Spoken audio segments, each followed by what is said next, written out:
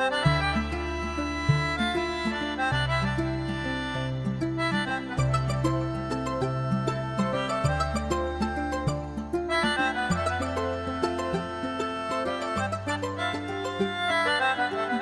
मात्रै पर्छ के देखिन्छ देखिन्छ। होइन ए बुढा के गर्नु भएको त्यहाँ? अमेरिका आएको भने यत्रो दिन भइसक्यो।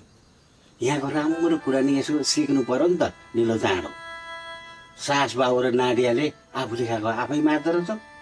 लु हेर त, आजसम्म भाँडा मान्ने सामान पनि नछोएको मेरो बुढालाई अमेरिकाले के गर्ला जस्तो छ। समय अनुसार चल्ने हो नि त तेरो यो मोडर्न बुढा। ल चाँडै सकेर आउनुहोस्। यो खाम। यो लौ न, रक्सी भनेपछि छिची र दुधु गर्ने मेरो बुढी। अमेरिकाको हावा तपाईँलाई मात्रै लाग्छ कि के हो?